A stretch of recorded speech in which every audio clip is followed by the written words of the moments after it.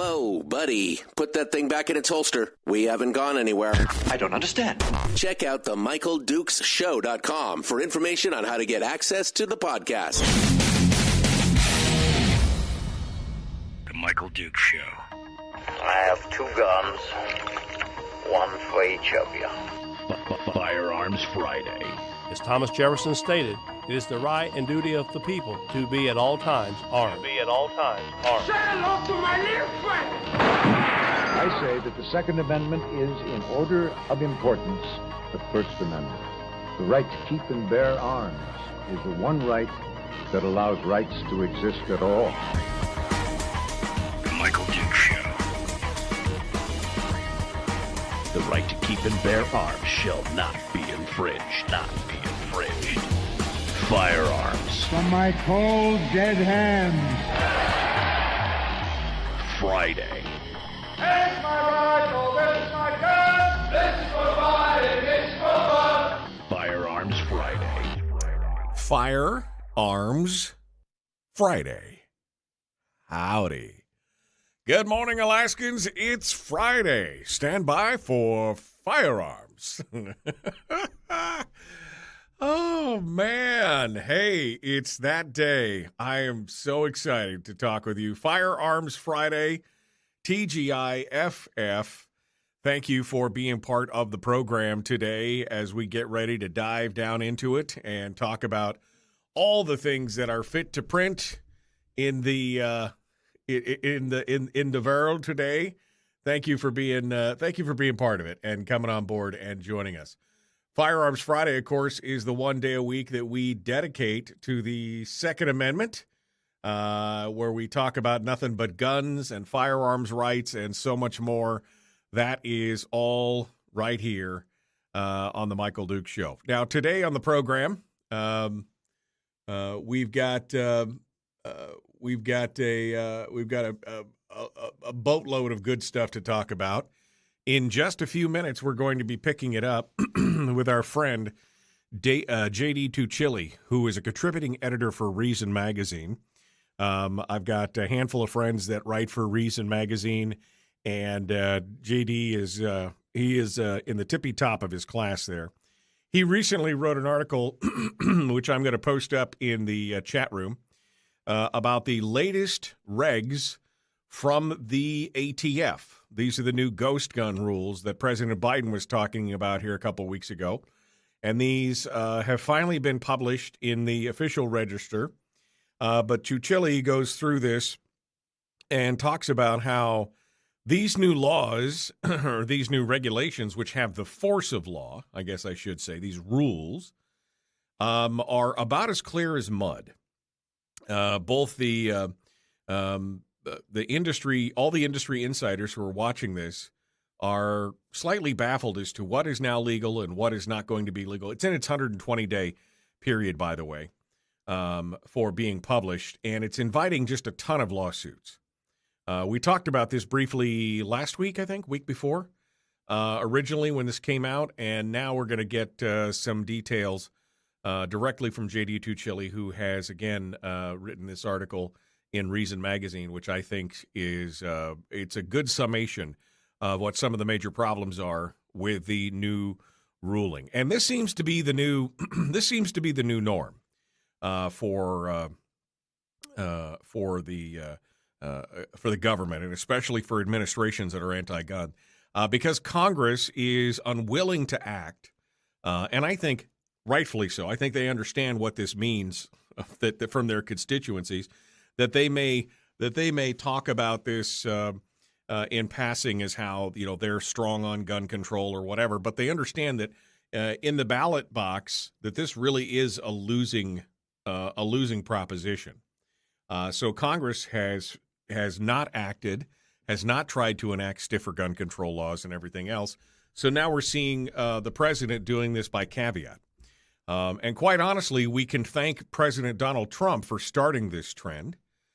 He started back early on during the Parkland days and the Parkland shooting when he talked about the red flag laws and how this shooter for Parkland was not caught or not taken care of early on because there was some kind of justification or why, even though he had over 20 interactions with both local law enforcement and with the FBI. I mean, this guy was a known bad actor. And still, he ended up getting the gun and then doing the dirty deed. But there was a lot of talk around Parkland about the red flag laws and how, we needed to do it. And Trump was quoted at that point as saying, well, we'll just take the guns and we'll worry about due process later. Because we know that red flag laws specifically are a real abrogation of the due process rights of the citizens who are normally accused of these things. There are plenty of other laws on the books that you could use if somebody is acting crazy or making threats or is danger to themselves or others. The red flag laws are definitely a problem, and they abrogate that due process. Well, the President Trump was the first one to really basically say, well, we'll just take the guns and we'll worry about due process later. Later on, he went ahead and again did more damage by doing things via fiat. And that was with the reclassification of bump stocks, which had already gone through a couple different rounds of classifications from the ATF, and had been determined that under the Obama administration of all folks, that they were legal, lawful pieces of equipment that could be used with guns. And the president had his administration and his ATF arbitrarily just declared that all bump stocks were illegal. So he set the precedent. And now we have, the Muppet in Chief basically saying, oh, I'm going to use that and run with it. And that's what they've done here with this new ghost gun ruling that the BATF&E has put together and has now published. So anyway, J.D. Tuccille is going to be talking with us about that here in just a moment. And we'll get some details on it. And again, this comes right back to this whole idea that somehow it's only the left. And this really falls down. This is the same thing we've been talking about during the week when we're talking about the state government and we're talking about people who are in our legislature, the Democrats or the Republicans. And it's like everybody wants to play on Team Elephant or Team Donkey when you don't realize that a lot of these team members are not your friends. This is not always a left and right question. This is, it's not always a problem of the left or a problem of the right. This is a politician problem. When they're willing to abrogate your rights and worry about those rights later, that's a problem. And so I really wish people would get out of the whole left and right dichotomy, the whole party problem of, well, I'm just going to vote for my guy because he's this is just another prime example of it. We saw the Republicans and Ronald Reagan cave in 1986 when they passed the FOPA, the Firearms Owners Protection Act, where they ended up outlawing and banning the transfer of any new machine gun and the reinforcement of the ATF on those kind of things for the NFA list and everything else. We saw them. We saw the NRA roll over, and we saw Republicans support it, which, again, was just another infringement. We'd never had a real problem in this country with those kind of things, and yet they felt it necessary to basically make it unlawful for Americans to keep and bear those type of arms, a specific type of arm, a type of arm that had not had a statistically significant impact on crime, although that's what they said it was all about. This, again, is part of the problem. The left and the right working together on all this crazy kind of stuff. All right. So we're going to talk about that with J.D. Tuccille. I've got some other stories that I want to get to. I'm just trying to figure out which one I want to take a crack at here to begin with. I guess we could start off with this story on Rust. Right? This was the whole movie set, Alec Baldwin doing his thing, and during some rehearsal, not exercising proper mindset or safety, and of course ending up wounding and killing two separate members of the crew, including the director of photography, Helena Hutchins. And Baldwin has continually come out later on and said that he did nothing wrong. He didn't. The trigger wasn't pulled. I didn't pull the trigger. Well, now the Santa Fe County Sheriff's Office has released some evidence related to the shooting on the Rust set, and it included a clip of the scene where a rehearsal clip of the scene where the cinematographer was killed. And you can actually see it in the video, and I'll paste this up. Tom Knighton over at Bearing Arms has got a good handle on it. You can take a look at this. I'll post it up in the chat room right now, and you can watch it at your leisure. But you could very clearly see that during the interaction, during the rehearsal, that Alec Baldwin draws the gun. His finger is immediately on the trigger, and as he does that, he cocks the hammer and drops the hammer back. Now, for those of you who are not familiar with single-action revolvers, that if your finger is tight on the trigger and you draw and drop the hammer, it essentially, I mean, that's how you fan the hammer, right? When you fan the hammer, you're just basically holding your finger on the trigger and you're fanning the hammer back, and it's cycling the pistol, the cylinder through its turns. This could have led to the gun going off. Now, I know he said he didn't pull the trigger, he didn't do whatever, but if his finger was already exerting enough pressure on it, and again, this flies right in the face of what one of the directors said. One of the directors was like, his finger was on the outside of the trigger guard the whole time. Well, you can see in this clip that that's not the case. Now, I mean, nobody said that he intentionally fired it, but remember, you're practicing.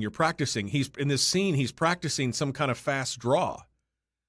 And when you have that, you basically develop a muscle memory. And in this case, you can see if this was a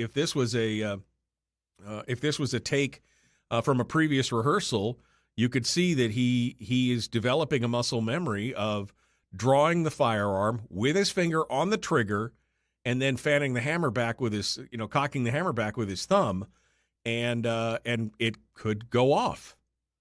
That's what happened here. And it's, this thing is a tragedy. It's a tragedy. The armorer should have done a better job. The production director should have done a better job. Baldwin should have done a better job of, checking his own firearms, I guess. I mean, there's a lot. I guess the biggest part of this whole thing is the deflection that Baldwin is showing. If he had just said, man, this is a tragic accident, and I wish it would have gone differently. But instead, he goes up on George Stephanopoulos and every other program and talks about how, he never did this. He would have never done that. This is all, it's like, the blame casting on this. But as more and more of this information comes out, you can see that this is going to be problematic in the long run. But remember, how you train is how you fight, right? That's the old axiom. How you train is how you fight. And so although he's an actor and he's not fighting, he is training in those rehearsals. So if every time you do the rehearsal, you stick your finger in the trigger guard on the trigger and you fan the hammer with your thumb as you draw it out of your holster, well, that's how you're going to do it every time. I mean, that's how it is. This is a monumental failure on all parts, on all areas for sure, and it's a tragedy. But deflecting blame, as Baldwin has been doing in almost every news conference or interview since then, doesn't help the problem at all. Does not help it one single bit. All right. Look, we're up against the break. I got some other stories to get to, but JD Tuccille is waiting in the wings. We're going to bring him on the program here in a hot second. We're going to talk about the new ATF regs and rules that just got published. What does it mean for those of you who are hobbyists that would like to build, create, 3D print, drill, press, mill out your own gun receivers? Well, a lot of people aren't really sure, even industry experts. And we'll find out more about that from JD Tuccille from Reason Magazine when we return. It is The Michael Dukes Show. Common sense, liberty-based, free-thinking radio.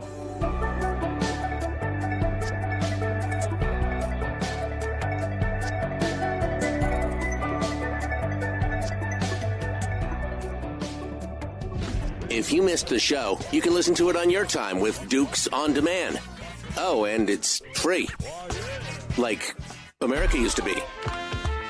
Streaming live every weekday morning on Facebook Live and MichaelDukesShow.com.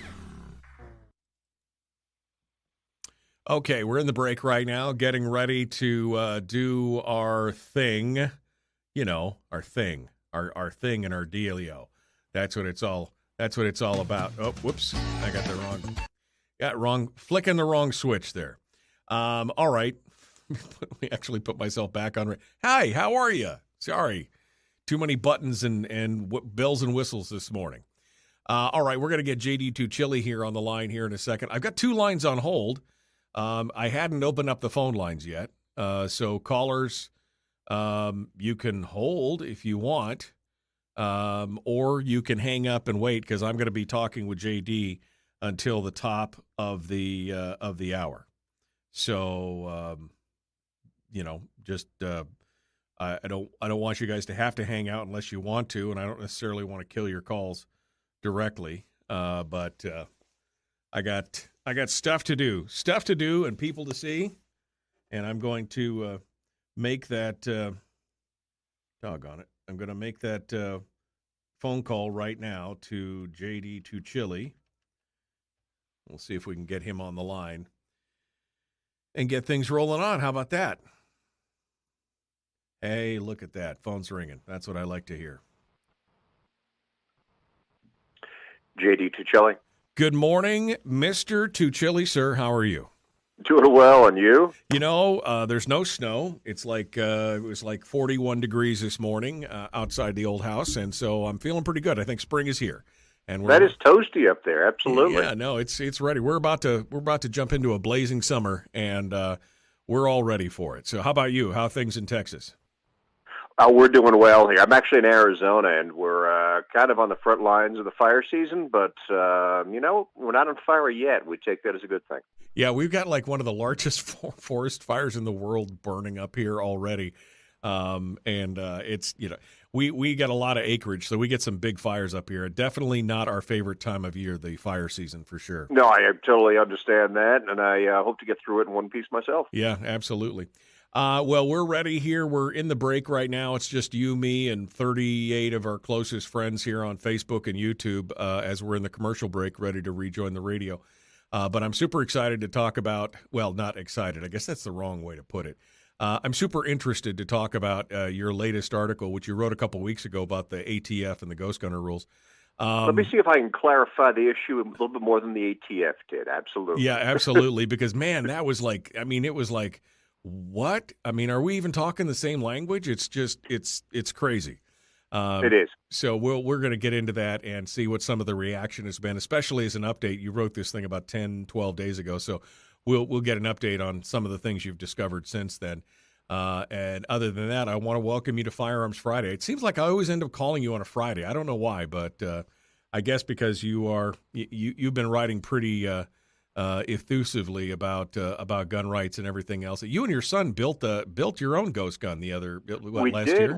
We did that last summer. We did an 80% aluminum receiver. We drilled it out and milled it out and installed the parts. We had a great time. Thing goes bang on a regular basis. Yeah, and I'm sure you did it in less than 30 minutes, right? I mean, you just perhaps a little bit longer than that, but it can be done. I had to laugh because I've built a lot of guns in my life. I've never done an 80% receiver, but I built a lot of guns from pieces and parts.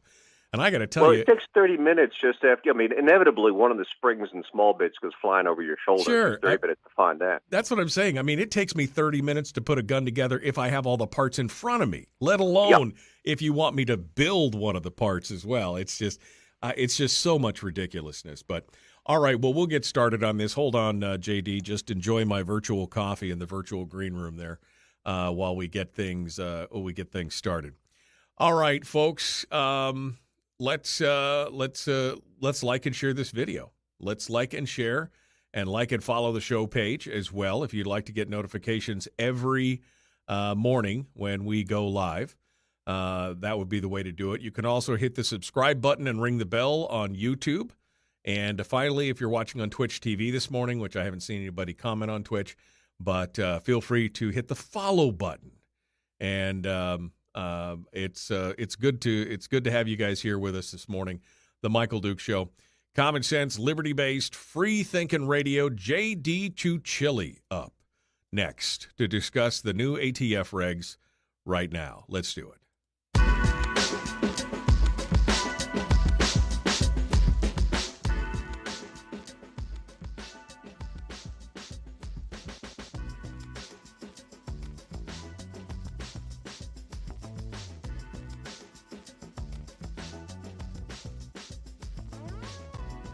All right, welcome back to the program. It is Firearms Friday, your chance to sound off on issues of a two-way nature right here on The Michael Duke Show.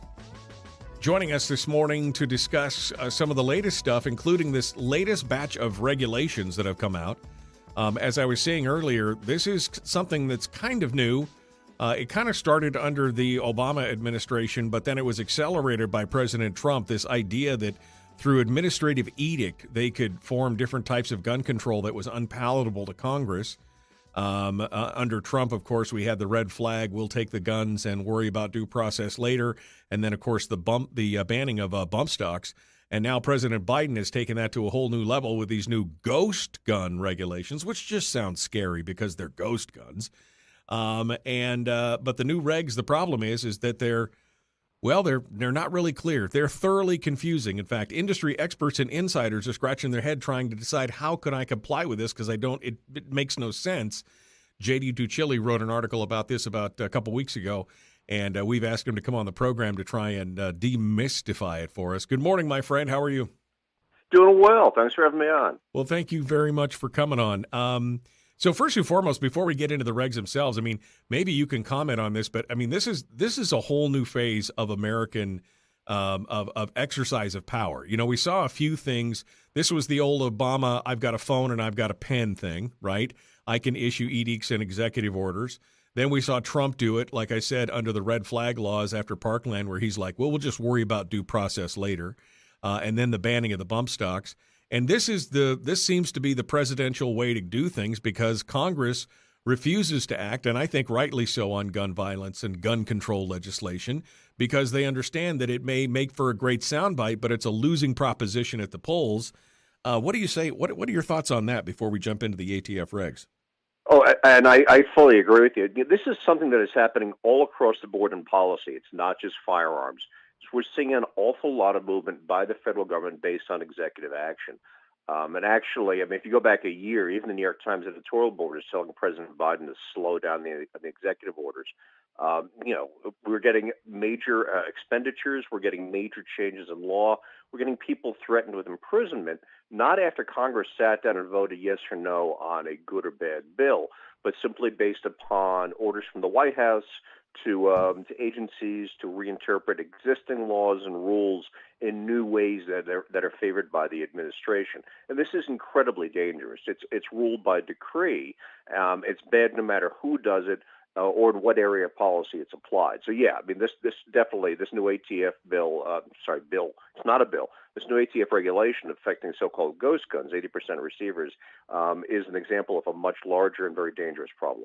This reminds me, and I can't remember if it was Bastiat or I think it was anyway. One of the French political philosophers wrote specifically about the dangers of bureaucracy, and now that we have Congress, pretty much in most cases abdicating the majority of their responsibility. They'll pass the overall law, but they don't get down to the nitty-gritty. And now you've got bureaucrats who are deciding the rules and regs of that law with no real oversight, with no real input. And those regulations and rules now have the effect and force of law. But I think it all comes back to Congress abdicating their responsibility to say, we are going to lay the law, make it clear so the average man can understand it, and boom, this has been part of the problem in this country for, the last 80 years for sure. Yeah, absolutely. An awful lot of laws are written with sections, that say something along the lines of to be determined by the Attorney General or to be determined by the head of this agency or that agency. It's kind of fill in the blank for the civil servants to fill in. And people's lives and freedom are very often on the line for how that blank is filled in. It's a very big deal.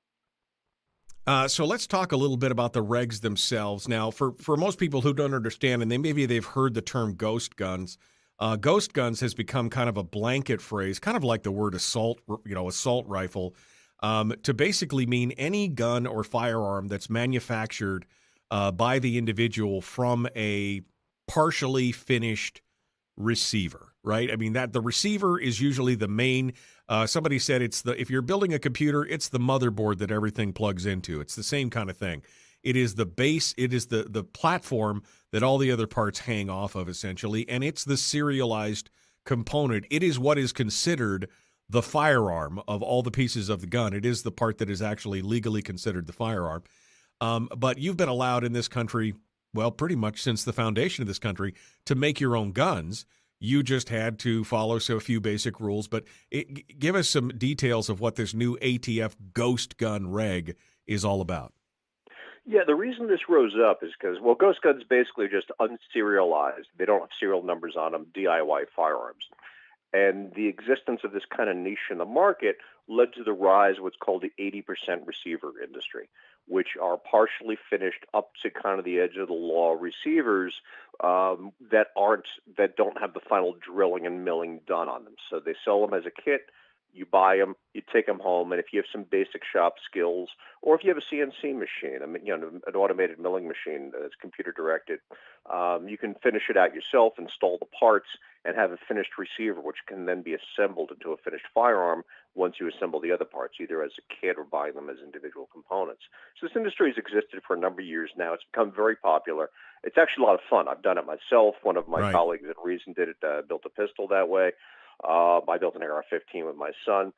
But people who are anti-gun have pointed at this and said, oh, these are unregistered guns made by God knows who. Never mind, there's a black market that serves actual criminals. Right. And that could care less about any rules of any sort. And this is for hobbyists and people who just, don't think it's a great idea for the government to know who owns what.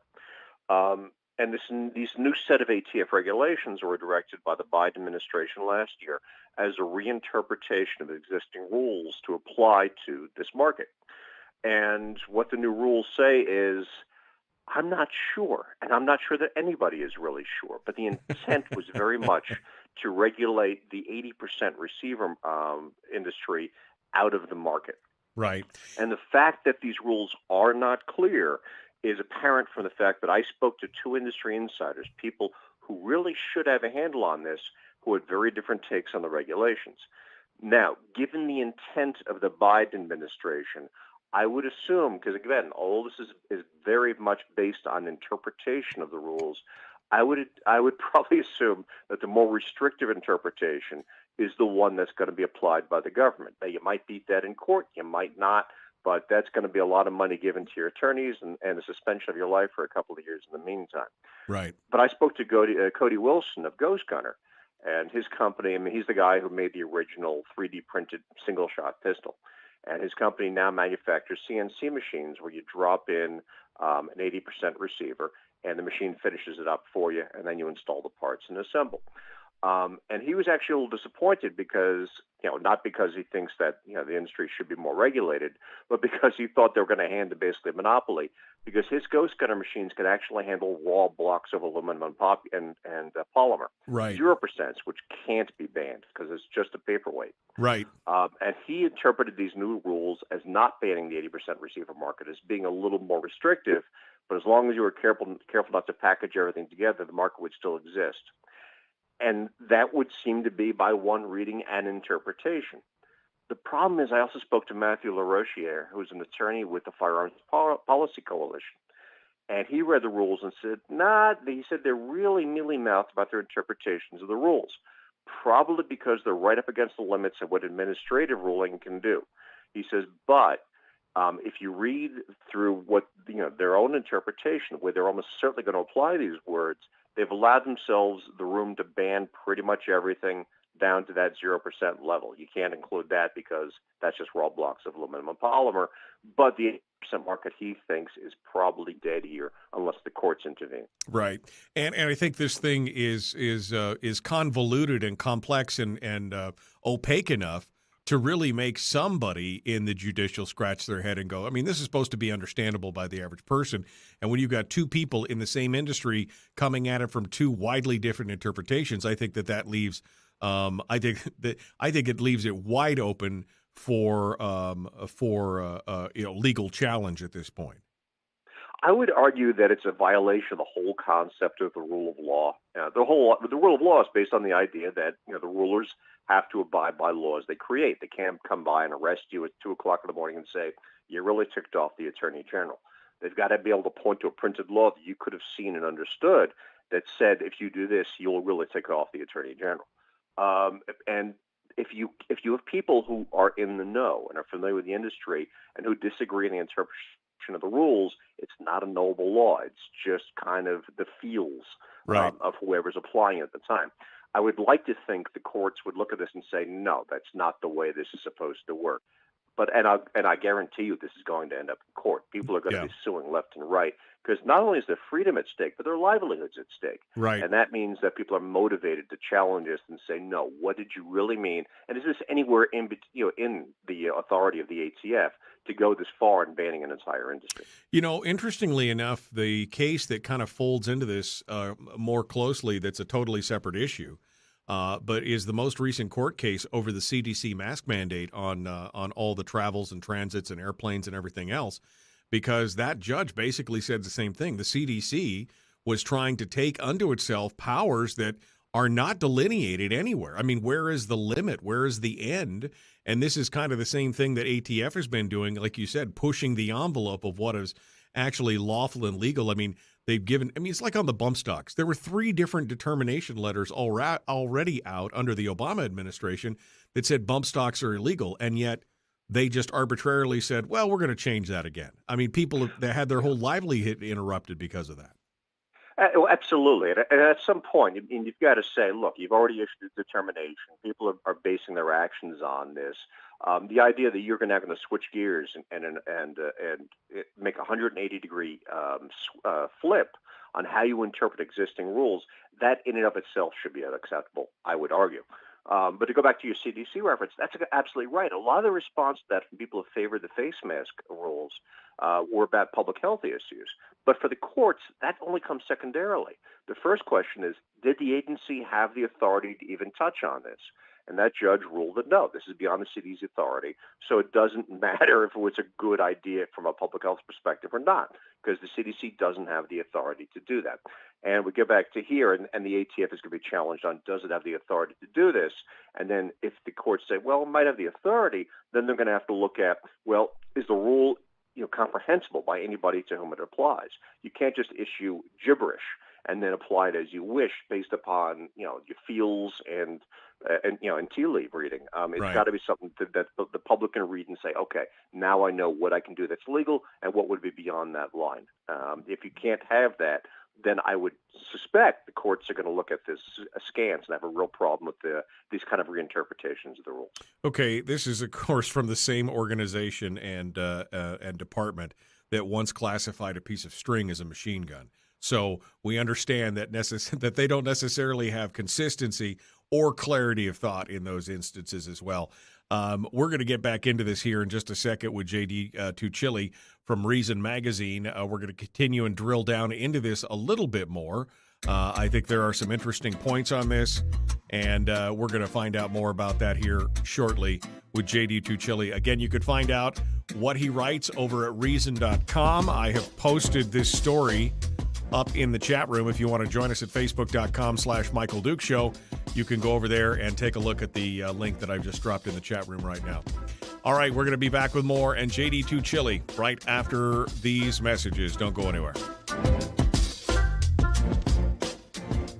We're broadcasting live through a series of tubes. Allowing all of these entities to provide streaming stuff going on the internet. Well, it's kind of hard to explain. Sorry. Streaming live every weekday morning on Facebook Live and MichaelDukesShow.com. All right, we're in the break right now. JD Tuccille is our guest. I mean, I don't know how much you've gone back into the history of the ATF and some of their rulings on this, JD, but I mean, literally back in the late 90s, they literally classified a piece of string as a machine gun at one point through a determination letter. I mean, these guys, they don't, there's no consistency in what's going on. You send something to the firearms branch of the ATF for determination, and you could get 3 different answers back from 3 different places. It's like there's no real true guide stone for these folks to work off of. There's no real guide stone, and they also tend not to be bound by their own rules. The IRS is obviously notorious about that. They explicitly say that you can call them and get advice, but they won't be bound by what the advice that they themselves gave you, which is just ridiculous. Right. And the problem with a lot of this is that when it comes down to regulators in the field, people who are on the ground and working, whether it's the ATF or the EPA or whoever it is, tend to be true believers in that mission. And if they're not true believers in the mission, they certainly are true believers in expanding their own power, their own scope, and their own relevance to the world. Which means that ultimately, what they would love is to just be able to do what they want to do because they're the experts in the field, and they want to be able to function upon "I know it when I see it." Except you can't have a free society that comes anywhere near that. It's got to be known rules, understandable rules that are written down. Whether or not they're good ideas, I mean that's the next level. But whether or not the rules are good ones, you got to be able to understand them. They have to be written down and they have to be fixed. And they hate that because it means you can work right up to that edge and not go over it, and that really ticks them off. Right, giving them free reign to run, and we've seen that in some cases.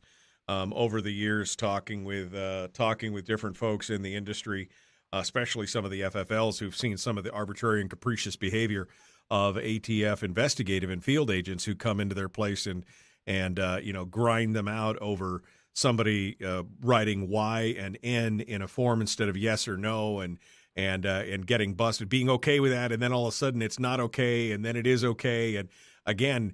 The kind of this whiplash of playing with these people's livelihood, because many places, they've invested hundreds of thousands of dollars in inventory and stock and all this stuff, and now you're threatening their livelihood because you're putting their license at risk over something as simple as, again, abbreviating something or putting not spelling out the word yes or no fully. It's a crazy thing.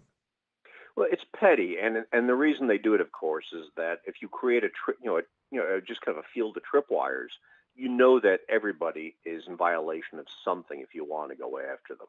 And so that if somebody, really gets into your crosshairs, if you go and you investigate them, the ATF and any bureaucrat knows they can get them on something.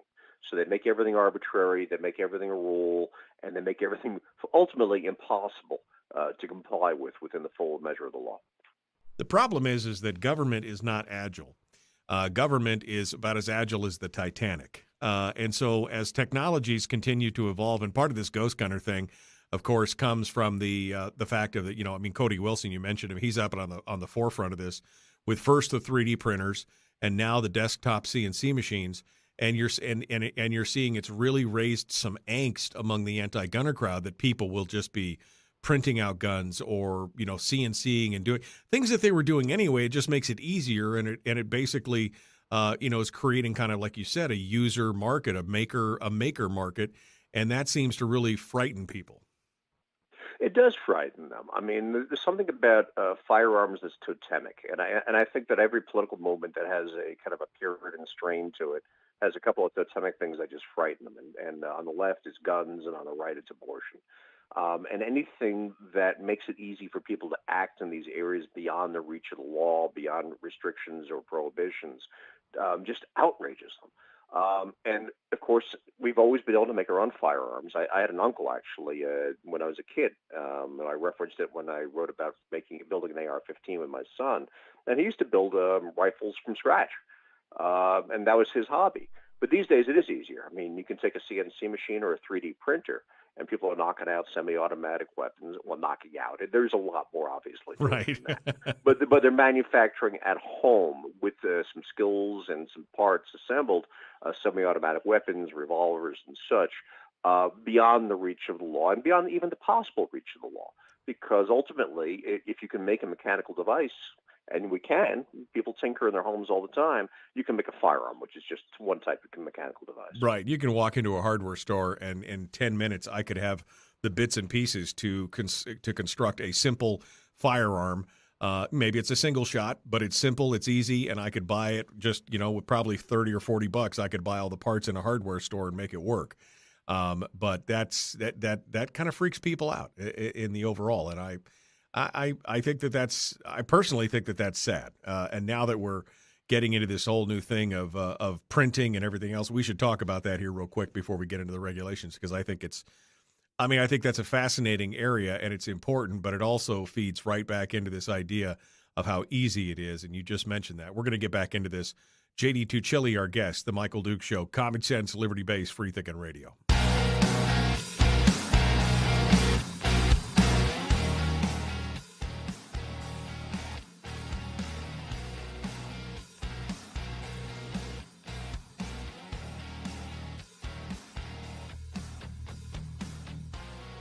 All right, we're continuing now. J.D. Tuccille, contributing editor for Reason Magazine. You can find him over at Reason.com. He's got this recent article up about the ATF and the new regs, which are, in his own words, clear as mud. But I want to talk just for a second before we jump into the regs themselves. We were just talking during the break about some of the impetus for this, and it all comes from fear, right? It all comes from fear because the makerspace has really exploded in the last 5 years. The advent of 3D printing has contributed to it, and more advanced technology like desktop CNC machines and more. People have been able to make firearms and have been making firearms, home-built firearms, for years and years and years. But this advent of the 3D printing and everything else has really kind of raised people's, raised the awareness of it and made the space larger because it has become easier in one way. But at the same time, I have to laugh every time they say, well, you could take one of these 80% receivers and in 30 minutes you could have yourself a working gun. That's not a gun that I would want to fire, first of all. If you made it in 30 minutes, that concerns me. All the 3D printing, we're talking about hours and hours and hours of printing things out and finishing them and doing everything else, let alone the work and pressing and milling that you have to do on an aluminum or a polymer 80% receiver. But this whole thing is basically, again, the agility of the government to be able to adapt to technology is not great, and this might be a way to catch up and, of course, deal with that fear. Well, absolutely, it is. We're seeing first of all, people have always been handy and have always been able to do things at home in home workshops. We've kind of celebrated that. The home tinkerer who starts a business or repairs his motors and everything else, but the same skill set that allows you to create a new type of toaster or to repair your car can be applied to doing anything mechanical, and firearms are just mechanical devices. So as we move further and further in a direction that enables people to do things in a decentralized way with mechanical devices, and we're seeing with 3D printers and CNC machines, it's kind of awesome when you've got, say, an oil platform or a mining camp that can make spare parts on site because they keep some basic blocks of aluminum or polymer and can knock them out without waiting weeks for something to be delivered from halfway across the planet. Right. But that same device obviously can be used for making any kind of mechanical part, and that includes the components for firearms. Right. And there is no way from getting away from you can't get away from the fact that enabling people in any area of life enables them in ways that some people don't approve of. Right. You can't parse it in between what you like and what you don't like. If you empower people, you empower them. Then they take that and they run with it as they please. And part of the problem is the disinformation. I just mentioned the whole 30-minute window, which has been repeated by everybody, right? Oh, you can do it in 30 minutes. Which we know, anybody who's actually knows that that's completely and totally false. The second thing is that classifying ghost guns as only guns that lack a serial number or things like that. When you create a gun, when you build a gun on the form and you're doing like a Form 1 gun or something like that in a state, you are supposed to put a maker's mark on it. You're supposed to put some kind of marking on it. And generally speaking, you're supposed to mark it not for sale. And you own that gun. You can never sell it. That's what the law is. You can make all the guns you want. You just can't sell it. You're not supposed to send it across state lines to somebody else or anything. There are already rules in place, but they keep treating it like it's this epidemic. Oh, absolutely. If you want to sell your DIY firearm, you can. But as you said, you got to mark it. You have to put a serial number on it. That already exists as a rule. The problem from the government's perspective is that it's impossible to fully apply rules across a population, especially when there are people who disagree with those rules or just scoff at rules in general. The criminal class will never be brought under the umbrella of rules because, by definition, they don't follow them. And then you've got people who are just opposed to the rules and are skeptical of government control, and they're like, forget about it. And you don't have the enforcement of power anyway. And they don't. I mean, you cannot reach. It's not a totalitarian society. And even the Soviet Union at its height couldn't reach into everybody's lives. So they'll never have full authority. And I think there's a lot of people who work in government who kind of chafe at that. There's also a lot of fantasists out there who envision the perfect society if just the right laws are passed, and kind of refuse to accept the fact that enforcement will maybe catch a small percentage of people who break the rules, but most people are never caught. Right. Well, and again, as you mentioned, I mean, you're singing the song of my tribe, which is criminals, by their very definition, break the law.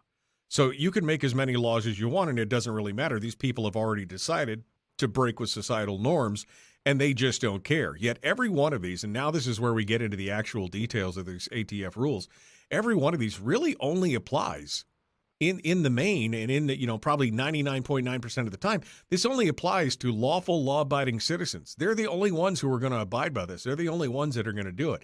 And some of these things are pretty crazy. As you said, there's some question as to whether it really applies to 80% kits or not, because in the language it says, well, 80% kits are still okay. The final rule bans the business of manufacturing the most accessible ghost guns.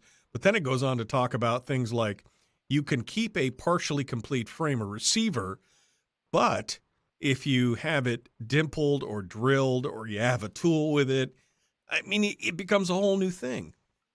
And it's not just the marking of the partially finished receiver. They explicitly say in the rules they're going to look at the totality of the circumstances. If it's readily convertible, and included in that is, do you offer instructions? Do you offer jigs? Do you offer tools? And by that, what's that totality mean? There's a lot of tea leaf reading in that. Right. And so the industry is trying to figure out now, having talked to people, does that mean I can sell the unfinished receivers, but I got to repackage the instructions? And 80% Arms is actually reworking their instructions right now. I don't know what they're going to do. Maybe they'll offer them through another website. Yeah. I mean, if you create another corporate entity and they offer the tools and the jigs, does that keep you okay if the receivers themselves are offered a different? I mean, it just gets it's a ridiculous level of tea leaf reading. Well, exactly. I mean, if I buy an 80% receiver, I mean, they usually, when they have a kit, right, they sell you the 80% receiver, the jig, maybe a few tools. It's dimpled and marked as to where you need to drill and hog things out and do all that. But now, do I need to sell the 80%? And then you can go to another page and you can buy, but you can't buy them in the same shopping cart, but maybe you can buy them in two separate transactions. Or as you said, do I have to create a whole other company that sells just the tools, the jigs, the instructions? I mean, it really is nothing more than hoop jumping for law-abiding citizens, because again, criminals, they don't, I mean, I still remember the story about Australia where, they outlaw all these guns, and yet it was about 10 years ago, the police were going around busting criminal gangs in Melbourne and Sydney, because they were basically taking over whole machine shops and building machine guns. They weren't just building pistols. They were building machine guns in real milling machine shops. Criminals are going to do what they do. This does nothing but harm average law-abiding citizens. Oh, that's absolutely right. And actually, the Australian situation, which is mirrored in Brazil, by the way, is case in point. A lot of times people don't realize that among the easiest firearms to manufacture at a machine shop is a submachine gun, because the design of it, especially if you take some of the World War II designs, which were created deliberately, made in the simplest shops around the world, those designs are pretty easy to replicate. Right. And they're knocking them out in Australia. They call them the bikie gangs. It's biker gangs that dominate organized crime in Australia. And you have organized crime in Brazil. They do the same thing. They've got these proprietary designs for submachine guns. So that's what you wind up with if you drive everybody underground, is they make their own guns, and a lot of them are submachine guns. But this packaging, this totality of circumstances, you try to figure this stuff out. And at the end of the day, it's only the people who care to jump through the red tape and figure it all out to whom this will apply. Your criminal class will not abide by it and there are surveys of them. They actually know where they get their guns. They buy them mostly on the black market through casual acquaintances who don't have criminal records, who can pick them up for them, or who have stolen firearms and sell them. Or, I mean, if you want to add in there, DIY manufactured firearms and machine shops, what are you going to do? Ban machine shops? I mean, that's obviously an impossibility. So at the end of the day, you can make as many rules as you want to, but you make life difficult only for those who care to even try to comply. It doesn't go further than that. Well, in the whole totality situation where it has to look at the totality of circumstances, that's so arbitrary and capricious. I mean, you have an ATF agent who's having a bad day or doesn't like the cut of your jib, and all of a sudden the totality of circumstances changes, right? I mean, absolutely, yeah. And I'm sure that they deliberately keep it vague exactly for that. Now, they have to know at some level. I'm sure there's internal lawyers saying, I don't think that's going to stand up in court, but they'll try because the institution will still be there when the courts shake out what they're allowed to do. So they shoot for the stars. They say the totality of circumstances, which comes down to, as you just say, the mood of the agent at the moment and how he feels about the person he's talking to across the desk. And if he got some lip back, the totality of circumstances are going to be, well, I can walk down the street and buy a book that says how to do it, and you've got these parts, so that's a machine gun. That's ridiculous. Exactly. And that's the situation they want, but that's not what they should be allowed to do. One of the things it's mentioned, but I don't think it's gotten nearly enough press, is that the final one of the thing of the rule is that which is going to take effect 120 days after it was published, which was I think Wednesday or Tuesday. But the biggest thing I think that's kind of not been talked about enough is that now gun dealers, FFLs, are going to be required, instead of retaining the book and the transactional records of the 4472s for 20 years, which is what their current law is. If you buy a gun, the FFL has to hold on to that for 20 years before disposing of it. Now they're going to make it requirement that they keep it forever. And that is I mean, that's a huge privacy thing. And of course, it basically comes down to a de facto registry at that point. It does. It turns it into a de facto registry, although it's still, for that 20 years, it's still on paper, distributed in gun shops around the country. And since in most places private party sales remain legal, it's a decreasingly accurate registry over that time. But obviously what they want is a registry of firearms. They're not allowed to do that. And so they're finding these kludgy bureaucratic workarounds, which ultimately are pain in the butt for FFLs, because you got these paper records taking up storage, and they got to rent a unit. And God forbid there's a fire, right? Because now you got to explain that to the ATF. Right. Exactly. But that's what they're shooting for in the end. Even though after 20 years, the chances that you could actually take those records and do anything of value with them is pretty minimal. J.D. Tuccille, a contributing editor of Reason Magazine. My friend, thank you so much for coming on board and trying to demystify this for us. I don't know if we're any clearer, but I appreciate your efforts on this. Thanks so much for calling in. Thanks for having me on. I appreciate it. Hold on 1 second here before you go. All right, folks, out of time. Hour 2 dead ahead. Open line Q&A up next. That's the worst part of this whole thing, JD, is that we know that, having those records at an FFL for 20 years even is a challenge. It doesn't do anything for private sales. But this, they've already been caught a couple times being dinged by retaining NICS records and other things in violation of federal law. And it just seems like every time they go around, this is just one other workaround to try and make sure that they can keep track of everything, which is government's want anyway. Yeah, they're addicted to the idea of keeping records, even when the records are utterly pointless and mostly unreliable and useless at the end of that time, because there's no requirement you keep them updated. They just get older and older and less accurate as time goes on. Yeah, and I think that the biggest problem here is that technology. Well, it's not a problem, but the root cause of all this is technology is moving much, much faster than regulatory schemes can manage.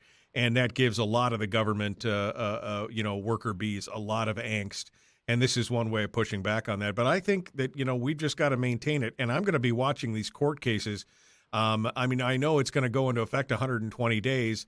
I imagine that there's going to be a stay at some point before that goes into effect, because there are a lot of people who are upset about this. There's going to be a flurry of lawsuits, and I've got to imagine somebody's going to find a judge who says this is ridiculous, and they're going to stay the application of the rules until it works its way through the courts. We're still going to be talking about this rule change probably 2, 3, 5 years from now, unless it gets reversed, and then it'll be another flurry of lawsuits, whatever the new rules are then. Right, exactly. Well, I really appreciate the work that you did on this and reporting on this, and I hope you and your fellow cohort there at Reason stay on top of this and keep us in the loop, because this is the one right that allows all the other rights to exist, and I get really concerned when I see them attempting to hit us this close to home, so to speak, as home-built guns, and I'm really worried about that. So I hope you guys stay on top of this. We absolutely will, and I imagine we'll be talking about this in the future. My friend, thank you so much. I hope you have a great weekend. Thanks for coming on at such short notice. I really appreciate it.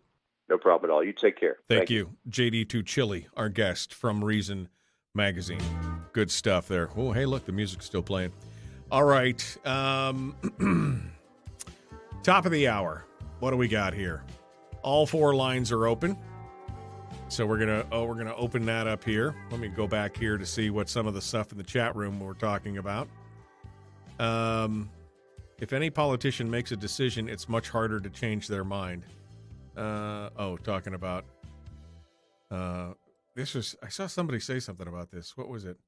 Laura was talking about how somebody spread rumors about Begich. Did you watch Begich yesterday? I did, but I also asked who he supported. Apparently that's the question I shouldn't have asked. I got a nobody. I'm a nobody that got PM yesterday and scolded for putting him in an uncomfortable spot. That's on me. That's not on you, Laura. I'm the one that put him in the uncomfortable spot. I think it's, and I think he did a good job of defending it. He didn't necessarily want to endorse, but he could wholeheartedly say he was not going to support Lisa. I think that was pretty clear. I mean, it's a nuanced answer, but I think it was pretty clear. It concerns me that he will not commit to saying who he does support. I can understand him not actually coming out and supporting anybody at that point, but saying that he obviously will not stand for Murkowski is, I think, clarification enough. There's going to be more people in that race, and he said it pretty clearly. I mean, he said it without really saying it, right? Well, the Republican Party endorsed me, and the Republican Party endorsed Chewbacca. I mean, that's I think people sometimes read into things a lot further than is needed. And I know sometimes somebody wants a real cut and dried answer, but sometimes it just doesn't happen. Reality. Washington State has been passing restrictive firearms policy, and it has given the ATF the go-ahead to push the boundaries. Well, that's true. But also we know that the compliance in Washington State for a lot of these laws is very low. Very, very low.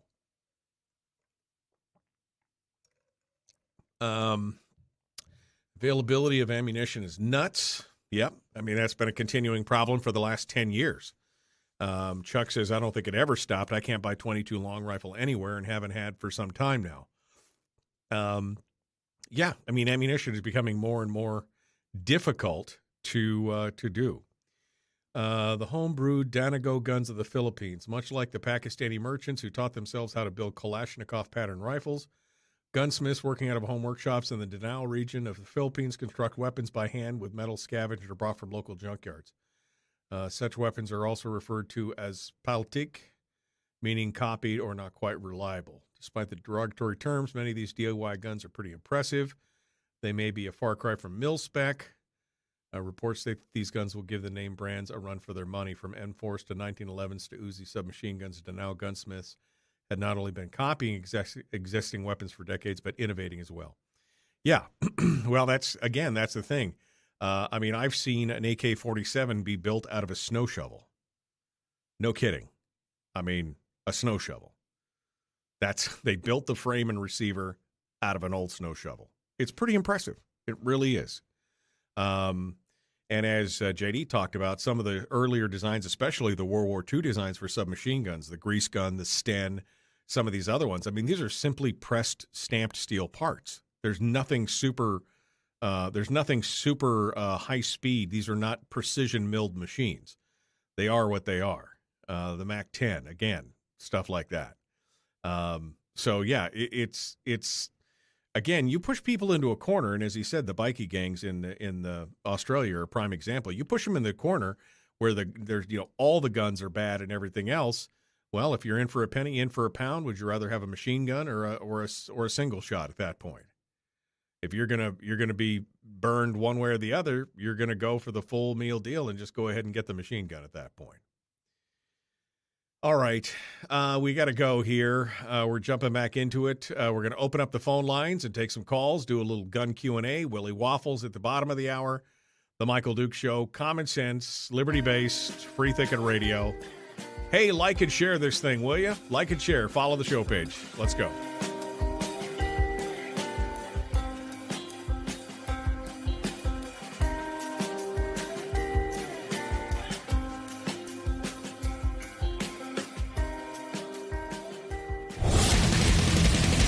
Whoa, buddy. Put that thing back in its holster. We haven't gone anywhere.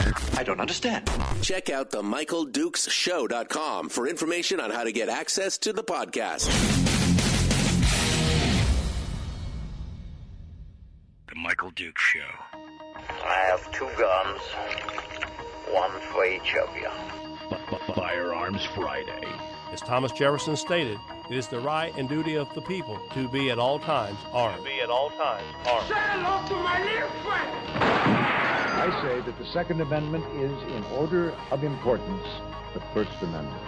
The right to keep and bear arms is the one right that allows rights to exist at all. The Michael Duke Show. The right to keep and bear arms shall not be infringed. Not be infringed. Firearms. From my cold, dead hands. Friday. Here's my rifle, this is my gun. This is for fighting, this is for fun. Firearms Friday. Oh, baby. Firearms Friday. Your chance to sound off on issues of a Second Amendment nature right here on The Michael Duke Show. Broadcasting live across the state of Alaska on this your favorite radio station and or translator and around the world on the internet at michaeldukeshow.com, where you can find the podcasts, the live stream, and more. Also simulcasting on Facebook, YouTube, and Twitch for as long as they allow me to. I was surprised I didn't get banned yesterday for the whole discussion yesterday on YouTube. I mean, it wasn't my, thoughts and opinions of this program are not the hosts sometimes. You know what I mean? Callers do not express my opinions sometimes. But I'll still get blamed. That'll be the bottom line when it's all said and done. That's how we got the ban from YouTube the other day, was when we had David Codry on the program. Anyway, we're going to dive into it today. We just finished up with J.D. Tuccille from Reason Magazine. It was a great discussion. If you missed it, you can go back and watch it on YouTube or Facebook, or you can listen to it on the podcast. It was a good discussion on the new ATF rules, which I think is an important discussion, to say the least. Meanwhile, we're going to open up the lines here in hour 2 for what we like to call Gun Q&A. Gun Q&A, which is questions and answers, obviously. The rule about Gun Q&A is that there is no such thing as a dumb gun question. You want to ask this morning, you want to talk about something that's related to firearms, we will discuss it. And I would love to hear what you have to say on all the topics that we are working on today. So feel free to give us a call. The phone lines are now open. The Pivotel call-in line at 433-3150, 433-3150.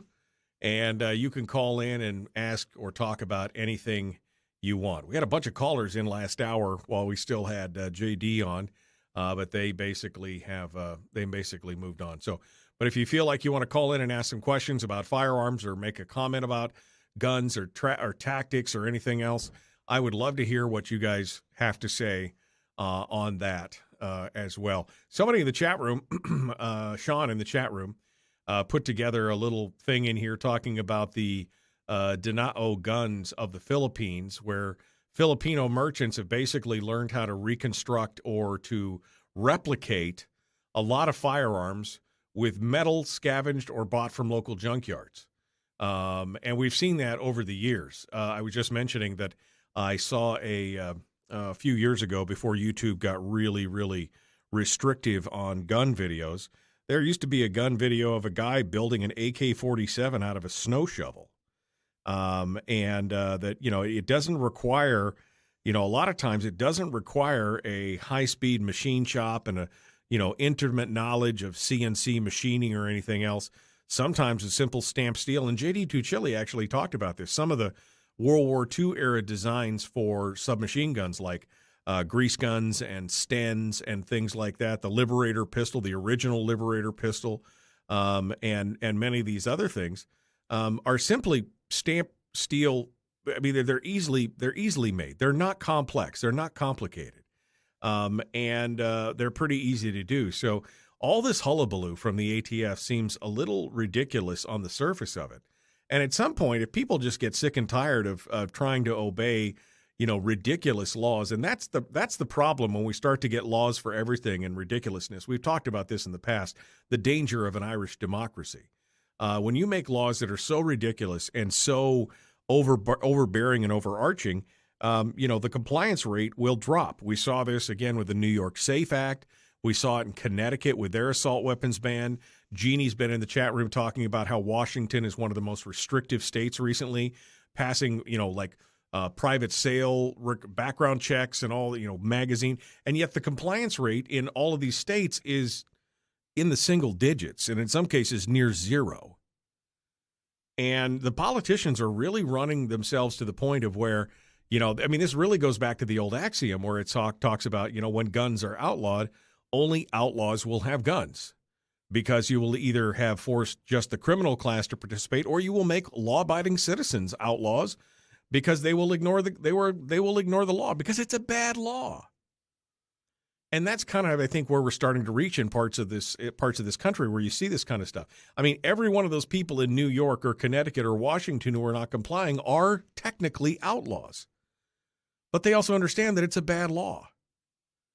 So it's, it's pretty crazy. It is pretty crazy for sure.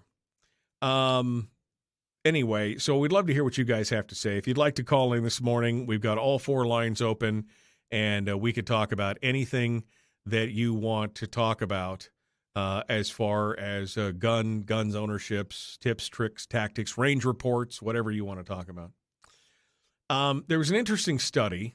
There's an interesting study that came out here recently. Boston University put it out, and it comes. It's taken from the National Survey on Drug Use and Health.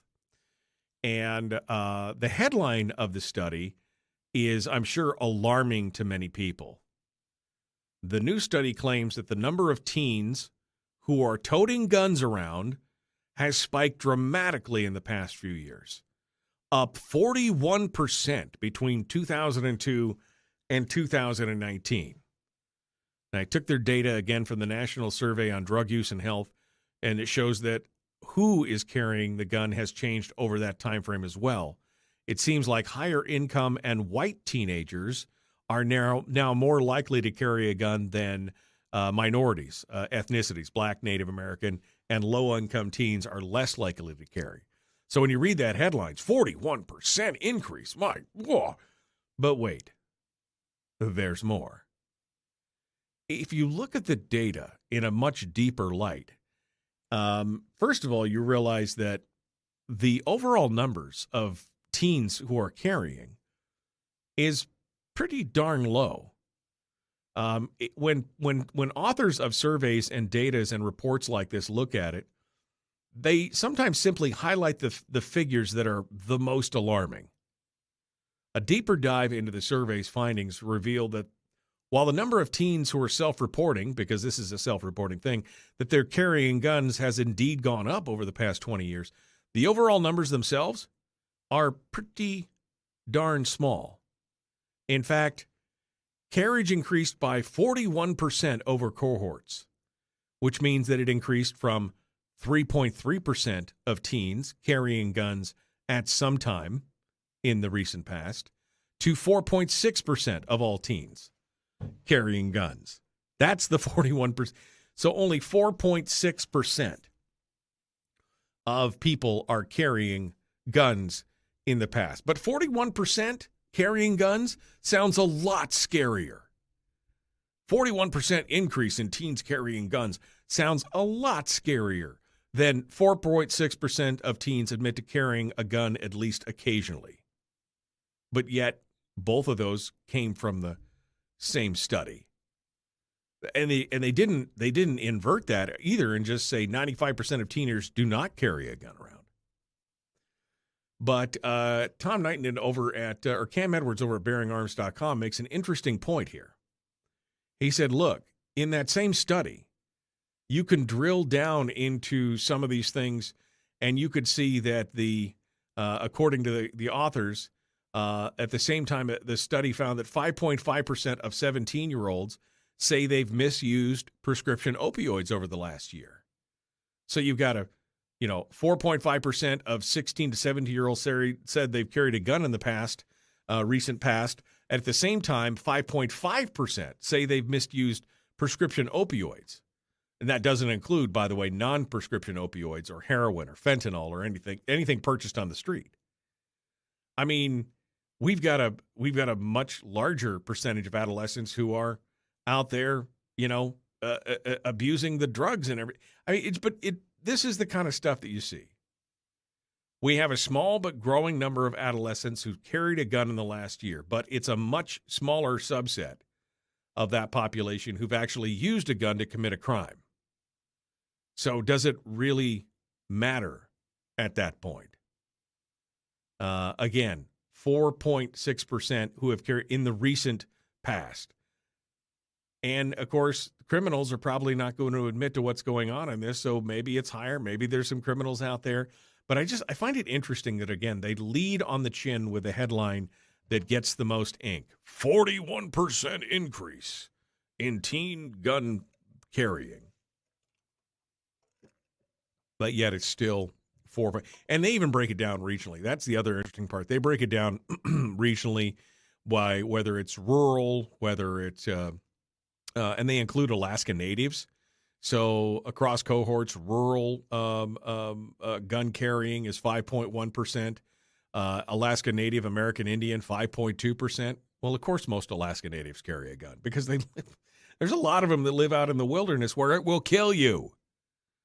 And then they go about through racial income diversity, lower income, less than they're trying to parse this out, and of course, they always want to paint it in as bad a light as you can, as well. But anyway, this is an interesting story. I'll drop the link in the chat room for folks who want to go read the story, and then you can go out there and read the original study as well, if you really want to. All right. Well, I guess we're coming up on the break here. We only got about 90 seconds. I don't want to get into another story. But I would love to hear from you this morning. If you'd like to sound off, we'd love to hear what you have to say. Feel free to drop us a line, and we'll chat with you. We'll chat with you. Don't go anywhere. The Michael Duke Show. Common sense, liberty-based, free-thinking radio. It is Firearms Friday. Back with more right after this. TGIFF.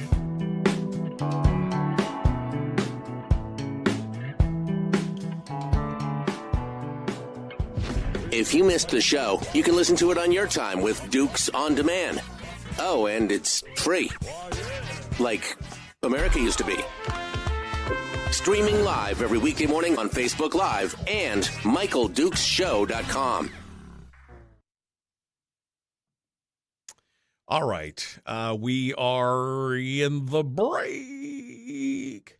Lies, damn lies, and statistics, says Rob, out on YouTube. Yeah, I think so. I mean, it's...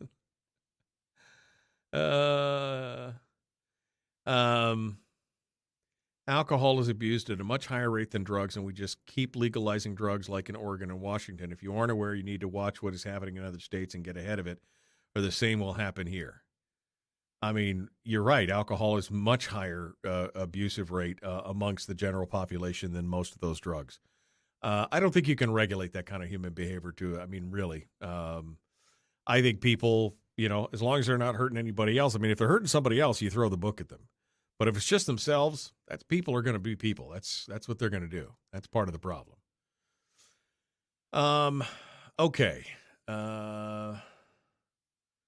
Even getting powder and primer is tough these days, says Brian. Yep. Ammunition availability out here in the colonies. Some chicks will have to roll our own if you want to smoke them. Ask Vlad to annex Alaska and open the oil valve.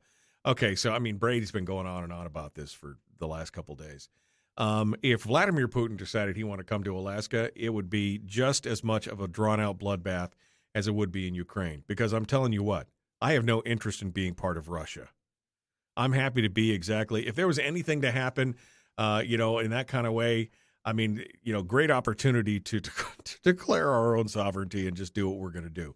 But Vlad being, first of all, annexing, that would not going to happen. They sold it to us fair and square. Second of all, good luck with that. Highest portion of military veterans in the country on a per capita basis. And plus those of us who haven't served are still pretty handy with a gun. So he wants to try and land troops here and first of all, he has to make it from the coast all the way inward. Good luck with that. I don't think Vlad would like we'd be a hard pill to swallow. We'd leave a bitter taste. Let's just put it that way. And then Sean says, you think Vlad will share the wealth? I'm pretty sure he won't. Yep. I think you're 100% right on that. Okay. I'm just going backwards here a little bit. The CAD plans for the M4, M16 have been available for years, says Jeannie. Yeah, I mean, the 3D printed plans for a lot of that stuff has been out for years as well. Yeah. So, all right, well, let's go over to the phones. We got about a minute and a half here before we rejoin. So let's go over to the phones and see who's on the horn and get their name and where they're calling from. Good morning. Who's this? Where are you calling from? Hey, good morning, Michael. It's Fred in Rhode Island. How you been? Hello, Mr. Fred. Why don't you hold the line for a second, and I'll be right back to you. You'll be first up in the queue, okay? Thank you. All right. So Fred from Rhode Island will be joining us here in just a hot second, and we'll do that. Jimmy says there's no ways their troops would even hit the ground. Good luck with that. Yeah. No, I mean, he might want to put in at some coastal position, but good luck getting to anywhere where there's any. I mean, it's not like Ukraine where you got roads from one end to the other. There's no roads here. Bill says, wait, maybe Vlad would give us our PFD. I'm betting probably not. I'm betting that that's probably a niet.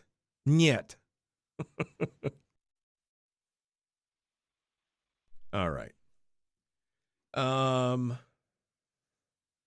Is there anything else? Crime will increase. Remember the Fairbanks post office heating oil tank was drained. Might find more vehicle gas tanks drained and drilled.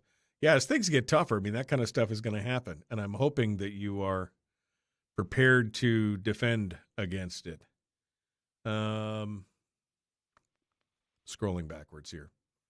Federal government is turning the innocent into criminals by their lawless edicts. Yeah, exactly. They are. Again, remember, when guns are outlawed, only outlaws will have guns. David says, ironically, the Russian army would get bogged down on KGB, Connecticut Bay Road.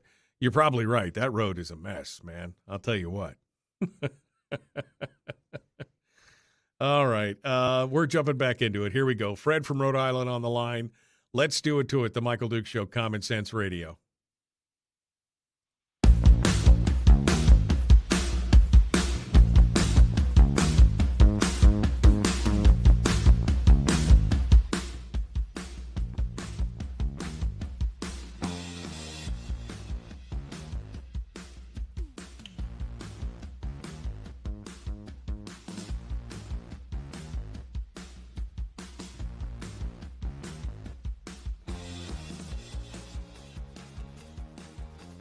All right, welcome back to the program, The Michael Dukes Show. Common sense, liberty-based, free-thinking radio.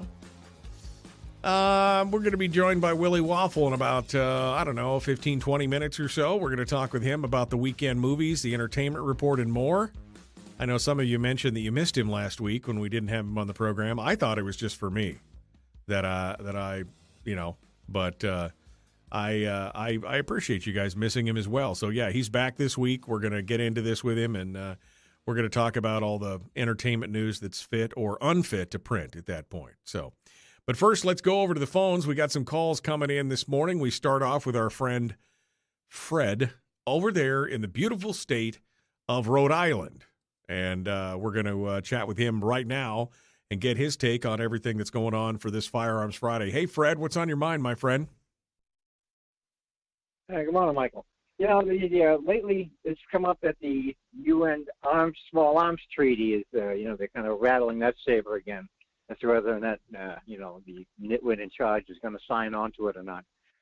And I think that should be brought out at some point in time, provide a little more information on that as to what it is and what their intentions are behind that. And it also should be known that China is a huge pusher of the U.S. signing on to this UN, the UN Small Arms Treaty. Right. And it's going to be real bad news for the Second Amendment over here. Right. Well, the Small Arms Treaty, which is about 10 years old right now. It's the Arms Trade Treaty, they call it. And that's the second iteration of it. There was a Small Arms Treaty earlier. One of the big sticking points and one of the reasons why the United States has never signed on to it is because it's in direct conflict with the Constitution. And it has to be approved and upheld by the Senate, and they understand that there's no way that that's going to take place. Now, I find it interesting that they're starting to talk about the Small Arms Treaty, specifically because of the situation in Ukraine. The Ukrainian citizens are fighting back with small arms. And this would be in direct contravention to what the Small Arms Treaty is trying to do, which is take those weapons out of the hands of private citizens. It is a disaster. And it's one of the reasons why we have never ratified it. John Kerry, as Secretary of State, signed it, but we have never ratified it as well. Trump, in fact, signed a message to the Senate back during his days to ask the Senate to discontinue the treaty's ratification process. It definitely is not a good thing for Americans. It's really for the world in general, but for Americans especially. Well, it's amazing that China, being the main cheerleading force behind the, us signing it, the United States signing onto this treaty, because they're kind of scary on their own, like what they, between everything they're doing, on the scenes, behind the scenes, against us, and, not necessarily in our best interest. And it's something that should be brought out into the light a little more. Maybe, you spend a little time researching that and maybe bring it up on one of the shows, as to what's actually going on behind the scenes with this Small Arms Treaty that they're trying to dump on, cram down our throats in so many words. Yeah, no, absolutely. I think that this is really this is again an end run. This is an attack. What it really is, in my opinion, it's an attack on national sovereignty, and that's really what a lot of the critics have pointed out. Absolutely. The fact that this is especially when you can look at it as a direct violation of the U.S. Constitution. There's just no way that we could sign on to this in any way, shape, or form. Well, yeah, I think once the Second Amendment goes down, everything's going to go down with us. And I think China's going to be one of the main cheerleaders, right? Driving that across the line. Right. Well, as Chuck Heston used to say, the Second Amendment is in order of importance the First Amendment. It is the one right that allows all the other rights to exist. If you cannot defend your rights, your right to free speech, your right to choose your religion, your right not to, illegal search and seizure, the right to not incriminate yourself, all those rights, the only one that defends it is the Second Amendment.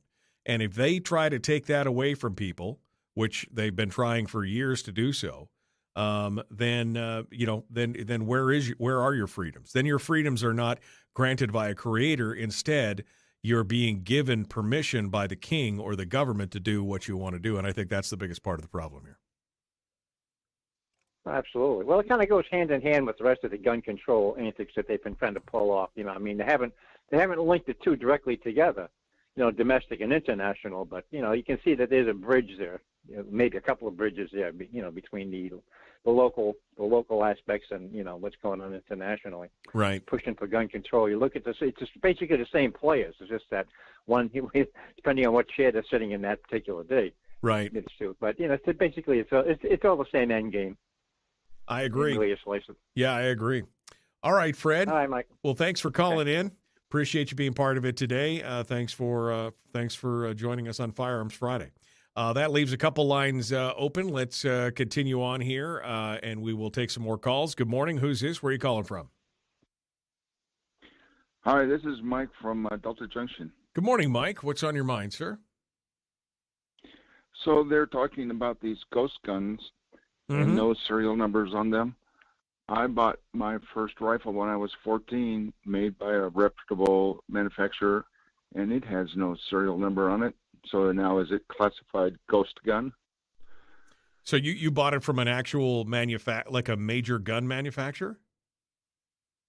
No, I bought it from a gun shop back in the day. Oh, that built it? But, built it? Yeah, Remington made it. Remington made it, and it doesn't have a serial number?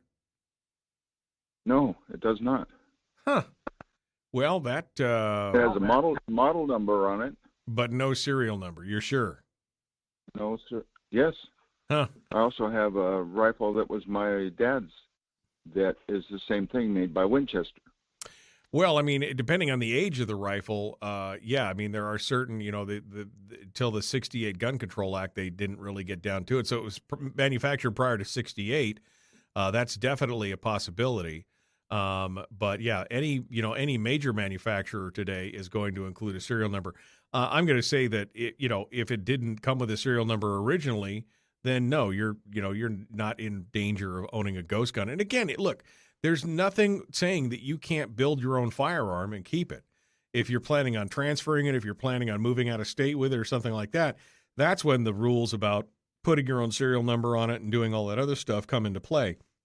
But there's nothing saying you can't build some kind of firearm and build it yourself. That's not the way of the world. Although that's what the anti-gun crowd would like you to think. You don't have to beg the government's permission to do that kind of stuff. Well, I'm just thinking that, if they are going to push that narrative, they can cross another line, even though it was made by a reputable manufacturer, that, they could throw it in the same pile. Well, anything they can do to... Sure. I mean, they may be able to try to make a case out of it, but I think that they would it would be wobbly legal legs to stand on if it wasn't required. If your gun doesn't have a serial number on it, that I'm sure Remington, who's full of legal beagles and lawyers and everything else, probably did it legally. So I would say that if it wasn't required for when your gun was manufactured, then that's just the way it is. Now, if it had a serial number on it and you defaced it or scratched it off or whatever, that's a whole nother deal. But if it didn't come with it, then I think that they would have a pretty hard legal leg to stand on at that point. But you're right; it doesn't mean that they couldn't at least attempt to make the case at that time. Well, it was just a thought, and I thought I'd put it out there. All right. Because they're continuing to pull any lever they can, and I think we need to push the reset button on the whole mess of them. Well, we definitely need to push back, that's for sure. Thank you, Mike, for your call. I appreciate it. Let's go over here. I think we got time for one more call here before we run out of daylight. Good morning. Who's this? Where are you calling from? Yeah, buenos dias, Michael. It's Brady from Las Vegas. Hello, Brady. What's on your mind? One thing I wanted to bring up, you don't need a bump stock, and the thing is with this Hot Sawney Blitz, you can get this ordered right in the mail. You don't need an FFL or nothing. You take care of two birds with one stone. It's an automatic air rifle. It ships directly in the mail. Only thing is, one thing you cannot let Alec Baldwin nowhere near my Hot Sawney Blitz. I actually went out and I think you called last week and talked about the Hot Sawney. And I actually went out and did a little research on them and everything else. I mean, pretty cool little rifle. I mean, definitely not cheap. What, $1,000 for the Blitz? And that's the 22 variant. Which one do you have? Do you have the 22 or the 25 or the 30 caliber? I have the 22 and I have the 30 caliber. Okay. My question is, after watching a lot of the different videos and everything else, is there enough knockdown power? The 22 seemed quite honestly, it seemed a little underpowered. I mean, I don't know if it would take small game, birds, squirrels, things like that, but the 30 caliber. It takes out coyotes really quick in the desert here. Does it? And the 30 caliber is it? Yeah, the 30 caliber. 22. Yeah, but does the 30 caliber have enough to knock down larger game, or I mean, is it a man stopper, or what do you think? I would say the 30 caliber would be up to like a white-tailed deer. Okay. It's an interesting. I mean, it's an interesting concept, and it's an interesting setup. It looked like it would be for a tremendous amount of fun for just plinking around, especially in your own backyard or whatever. I love that idea. But it's great. I would recommend it. But like for right now we're getting into the times where you're going to need a lot of ammo on stock and something around you. And with these air rifles, if you have a good pump, it almost looks like a tire pump. You can pump these guns up by yourself. It's going to take you a while to pump them up to the pressure, or you get yourself a scuba tank and you have a line out to your fill valve right on your gun, and you can shoot off almost probably about 500 rounds before you need to refill the tank on the 22. Yeah. But you got to remember, in 0.8 seconds, it unloads 21 rounds. Yeah, no, I saw that. It was, it's pretty crazy. I would like to see some bigger magazines for those. Unfortunately, only 21 rounds or something for the 22, which goes in about 2.5 seconds. But anyway, thanks, Brady. Appreciate it. Folks, we're out of time. We got to go. The Michael Duke Show, Common Sense Radio. All right. Thank you, Brady, for your call on that. Yeah, I'd love to get a Hatsani Blitz. I don't know if I want to break off $1,000 for it right now, but definitely kind of a cool setup. But like I said, it needs a much larger magazine. I don't know if they would make a larger, because it's a circular disc that fits into the side of the chamber of the air rifle, so it sticks out the side. I would love to see like a top feed. What was the old? Trying to think of what the old French machine gun was that had the big platter magazine that sat on the top. The Lewis machine gun. I would love to see something like that where it would be like 100-round magazine that would fit on the top of the rifle, although I guess with optics and everything. But I mean, anyway, I would love to see that versus the little one that goes in the side. But yeah, that Hatsani Bliss is cool. But $1,000. Do I really want to play that much? I don't know. I don't know. I think it's a valid question, but it's always good to have a second chance, to have a second choice, for sure. So yeah, I did a little research on that one after last week. I was part of the Saturday or Sunday. I spent a couple hours. Reading it and watching it, watching videos on it and reading up some of the articles and things like that. Very, very cool. Very, very cool. The Hatsani Blitz. And fast. Oh, baby.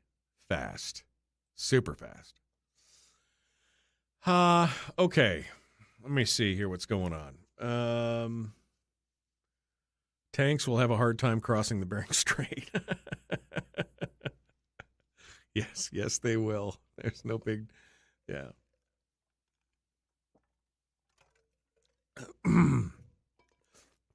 They have those crazy big hovercraft that with landing ramps on front that can be transport tanks. Seen one in Kotzebue they used to haul in the building materials after the school burned down. Yeah, those are the big landing craft, LCACs, landing craft air cushion, they call them. The Marines use them for the landing craft. They put tanks and APCs and everything else on them. It's the price you pay. Wait a second. It's the price you pay when you want a tax stamp for additional freedoms you should have anyway. Yeah, no, I mean exactly that whole thing. Don't get me started on the whole tax stamps thing. Not sure it would be a playing thing, says Jeannie. When I was talking about playing around with a Hatsan Blitz, she says, look at the M3FX air guns. I haven't even heard about this one. Let me see. What is this? This is the M3, the Impact M3. Modern air gun, rifle without limits, dual regulators. First regulator pre-produces the air pressure, yada, yada, yada. Where are the specs? Give me the specs. What's the specs? Just the facts, man. 22 caliber. Oh, no, these are larger calibers. They do 30 cal, 35, 25, 22, 177. Yeah, and it's got the same style of magazine. That must be like an industry thing. I hadn't been familiar with air guns until I took a look at this. This one seems like it has a larger mag, though. What is it? 2, 4, 6, 8, 10, 12, 14, 16. This must have a 30-round mag on it. Is that what it is? Yeah, it doesn't say. Anyway, how much is this one, Jeannie? How many dead American presidents? $2,400. Oof, good Lord. Yeah, I guess that makes the Hudson a absolute steal. Suggested retail $24.99. They have another price here, $21.99 if you go out and buy it there. That's some big bucks, no whammies there. You got to really want that. Really, really want that. Okay.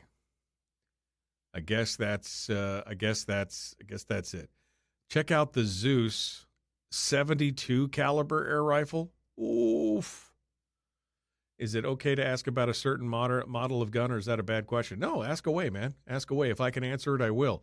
We only got about 45 seconds here, so you got to hurry. But you want to ask about it, feel free to ask about it. I am happy to oblige at this point, even if I just have to type the answer back out to you in the chat room. I'm happy to make it happen. Give us a shout. Let's get it done. All right, we're getting ready to jump 69 millimeter. Springfield makes a great 1911, and if it's in 9 millimeter, still a good gun. That's all I could say. Phone's ringing. Got to go. Here we go. Jumping into it.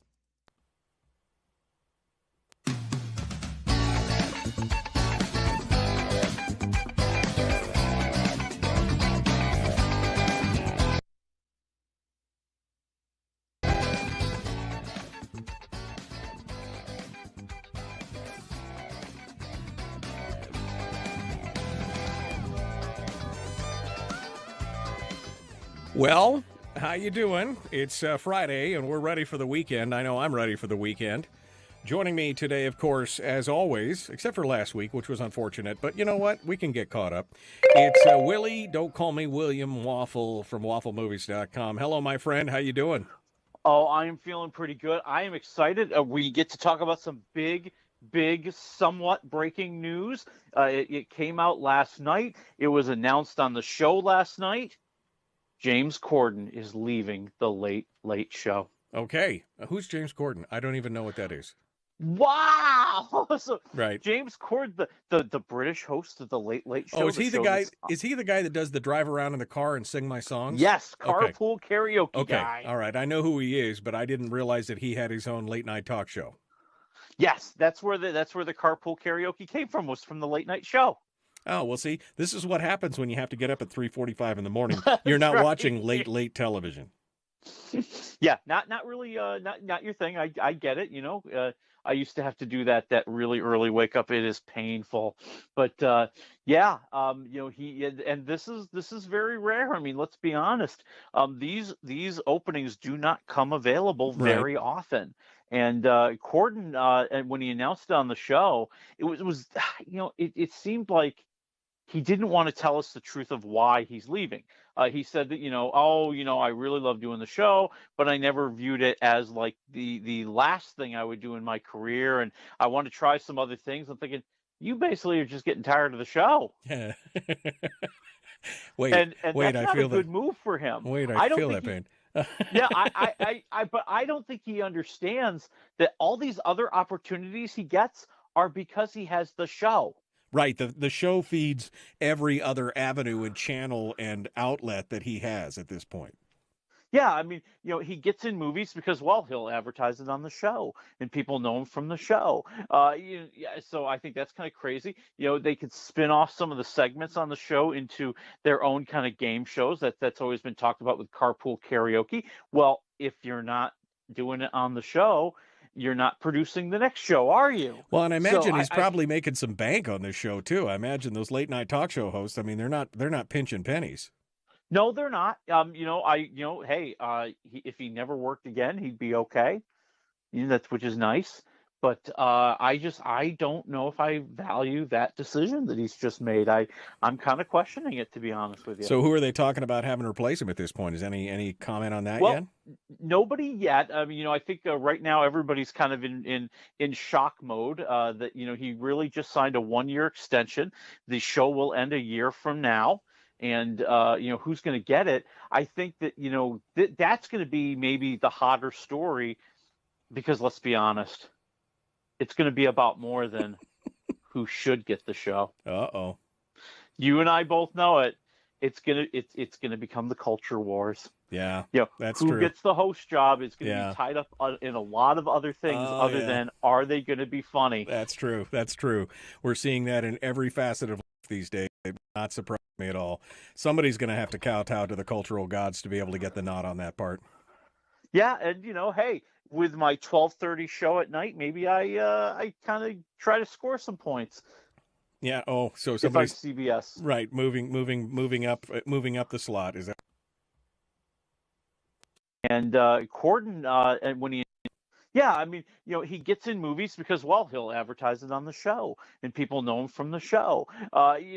So I think that's kind of crazy. They could spin off some of the segments on the show into their own kind of game shows. That's always been talked about with carpool karaoke. Well, if you're not doing it on the show, you're not producing the next show, are you? Well, and I imagine he's probably making some maybe the hotter story because let's be honest, it's going to be about more than who should get the show. Uh-oh. Moving up the slot, is that what you're saying? Well, I'm saying, who I give the show to, are the ratings going to be that much different? Are the advertising dollars going to be that much different, no matter who it is? But if I can score some cultural points. I see what you're saying. Maybe I pick somebody that makes me look good. All right. Well, good for him. I mean, maybe he's just made a decision that money's not that important or more money's not that. I mean, once you have a certain amount of money, do you really need more, I guess is the question. I'd like to find out. Well, yeah, exactly. I was just thinking, I mean, I'd like to find out where the threshold is on that. But all right. Well, what else is in the news this evening? Well, there's been a lot of talk this week. CinemaCon has been taking place out in Vegas. It's the annual convention of all the cinema owners and theater owners where they start to get a taste of what amazing offerings the Hollywood studios are bringing to your cinema down the street and around the corner. And one of the presentations was with Olivia Wilde, the actress and the director. She's made a new movie starring Harry Styles, who is now her boyfriend. Mm-hmm. Somewhat of a interesting story. If people follow these things, they know that Olivia Wilde had a very long-term relationship with Jason Sudeikis, the comedian, the guy who stars in Ted Lasso, and they had a couple of kids, and now she's with Harry Styles. Of course. And so during the presentation, this is awesome. Just hold on. During the presentation, somebody slid a manila envelope across the stage to her. Right. And she thought, well, maybe it's somebody who wants to try to give me a script. And she opened it up to find it was legal paperwork being served to her regarding custody of the children with Jason Sudeikis. Oh, my gosh. I'm sorry. You've been served. Oh, my gosh. It's awesome. And my favorite part is Jason Sudeikis is like, hey, man, I didn't arrange that. I just hired the company to get her served. I didn't know how they were going to do it. Baloney. Baloney. You wanted that moment more than any other person on the planet, okay? It's good to see. It's good to see celebrities squirm a little bit. All right. What else you got on the entertainment report? Oh, well, Wicked. The big Wicked movie based on the Broadway musical. Right. So they made a major announcement this week that the Wicked movie is now going to be 2 Wicked movies. Oh yes, baby, we have a chance to cash in. Ka-ching, ka-ching. So now we're going to have Wicked Part 1 on, around Christmas 2024, and then Wicked Part 2 around Christmas 2025. Sure, we gotta stretch that dollar, make that thing sing. Oh man, we're gonna. Oh yeah, but here's the thing. I think they really need to rush and make this movie. So we're gonna have Cynthia Erivo as Elphaba, but playing Glinda is going to be songstress Ariana Grande. Wow. And that's weird. I'm just gonna say it. She's 28 right now. She's quickly losing her cuteness. Oh. Like they got to get this movie in the can as fast as they can. Okay, Wicked. That's the Broadway retelling of the Wicked Witches story from Over the Rainbow, right? Yeah, like think of it as a prequel to The Wizard of Oz, where we learn why the 2 witches, or how they used to be friends and how they used to be close. Okay. All right. Well, we'll be watching for that. Can I throw one of my things in the ring here today for the entertainment? Please do. Please do. I just happened to see this yesterday. It was a breakdown of. We talked about Morbius the other day, the Marvel movie about the vampire, the superhero vampire movie. Yes. With Jared Leto. There was a thing going around, and I watched it yesterday.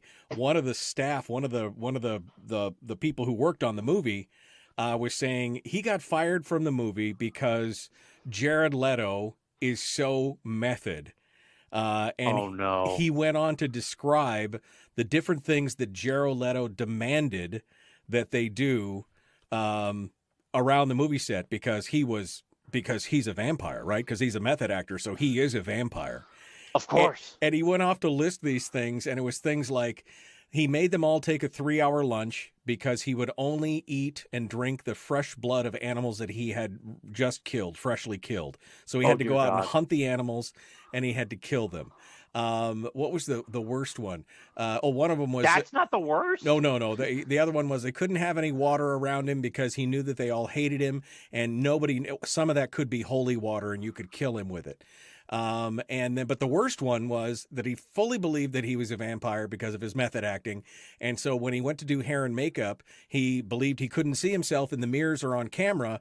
And so they had to hire somebody to draw his portrait every day to show him what he looked like. It took hours for them after he did the makeup to draw this portrait every day.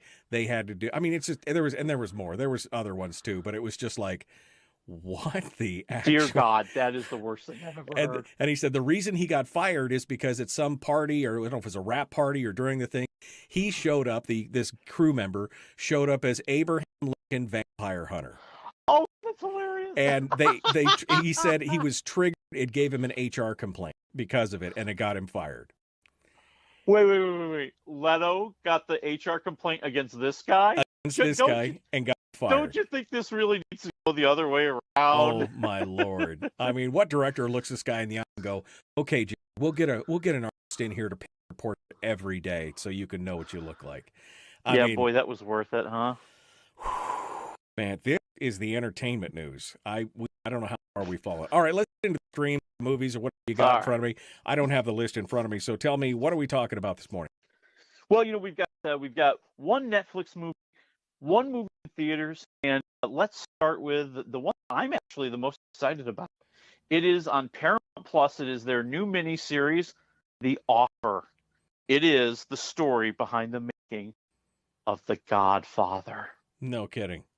That's cool. No, it's great, and the thing that you got to realize, I mean, I've read about the making of The Godfather in the past, and all the drama and all the high stakes, and this is an amazing story. This is a story you need to see, and to see it on Paramount Plus and brought to life is very interesting. And so far, I mean, I've really only had the chance to see the first episode. They're kind of being a little stingy with it, but it's been worth it because you're really truly seeing kind of from the ground up, like how they got the book, Mario Puzo's life and what was going on before the book became famous and before the movie studio wanted to get it. You're seeing the story of Albert Ruddy, who is nobody in Hollywood at that point. Now he's one of the most legendary producers ever.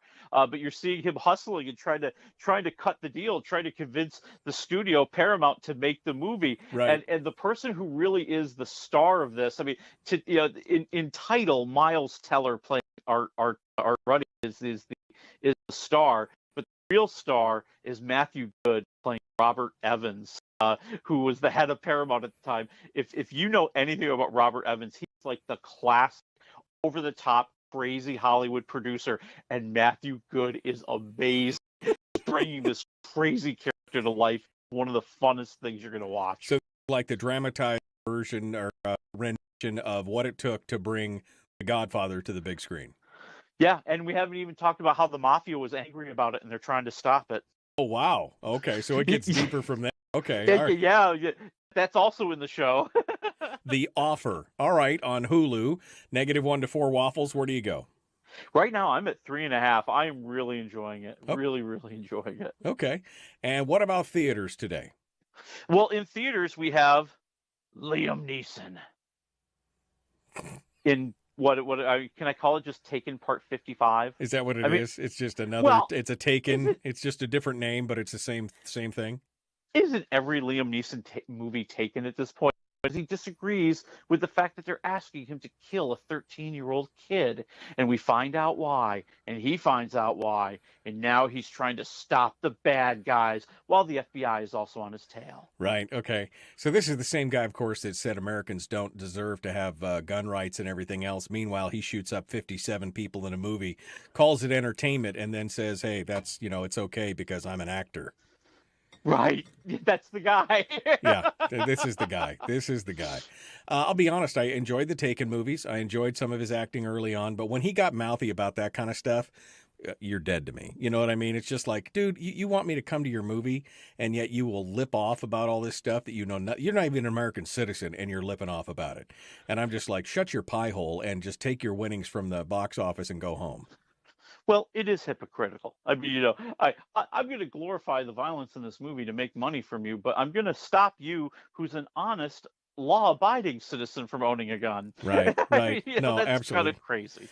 Liam Neeson is a very strong leading actor, and he adds some nuance to the role that clearly isn't there, but everything else about it is just very two-dimensional, very, very just kind of stiff. I mean, none of the other cast members are really all that great, outside of maybe Guy Pearce, who's playing the FBI agent, who's probably one of the great underappreciated actors in the business right now. I'm going to go like 1.5 waffles for memory. Okay, well, I've already forgotten about it. It's a memory already. Willie Waffle, wafflemovies.com. My friend, thank you for coming on board today. I really appreciate you being part of it. Hey, next week we talk about Doctor Strange. I can't wait for that, my friends. I watched Spider-Man last weekend. What an amazing flick. Okay, folks, we're out of time. We got to go. The Michael Duke Show. Common Sense Radio. Have a great weekend.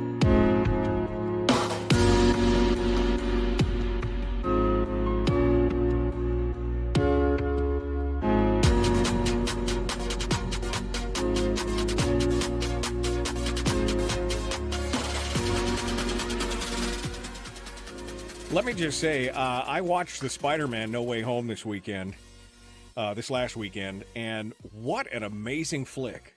It is amazing. It was one of my favorite movies of the year. It was just so good, and I don't want to spoil anything. It's so good and so poignant and so, I mean, by the time you're done, my wife is like, why did I just watch that? Oh, it's so good, but And but yeah, what a piece of art. I mean, somebody outside of actual Marvel Studios actually doing a good superhero movie. It's just so rare. But with Spider-Man and Tom Holland, it just seems to be the magic touch. Every one of the Tom Holland Spider-Man movies has been amazing. Yeah, they have, and I think that and Spider-Man and all these Marvel movies, I think that what they do is they find that great formula, and I don't say that in a pejorative way, but the idea that I have lead characters that I care about. They're good people. I root for them. They're in danger and they're doing heroic things. The special effects are amazing. Hey, the dialogue's pretty good. I'm learning a lot from these people about their character and their motivation, and they're saying very curious things. I mean, they put it all together, and that's what makes it so good. And with Spider-Man, and all the history of Spider-Man and everything that happens there, that is just an amazing film on every level. No, absolutely. I paired that up with Free Guy, which I hadn't seen yet. And that's an entertaining film. That was great. I thought it was hysterical. I thought it had just so many great moments. And Taiki Waititi. Yeah, Taiki Waititi, who is from Where We Are in the Shadows, and of course he's directed a bunch of Mandalorian episodes. He was just such a standout in that. As such a fun character. That whole thing was just amazing. The suspension of disbelief was ratcheted high, but as a gamer, as a video gamer, I thought that was just great. I enjoyed the heck out of it. It really played off of everything that we love about games. Yeah. And I feel, and people hate me when I say this, I think that Free Guy is the movie that Ready Player One wanted to be but didn't deliver. Yeah, I watched Ready Player One last year. I hadn't seen it, and of course, I love the book. The Ready Player One book by Ernest Cline is an amazing book, especially for those of us who grew up being gamers, in the 80s and into the 90s.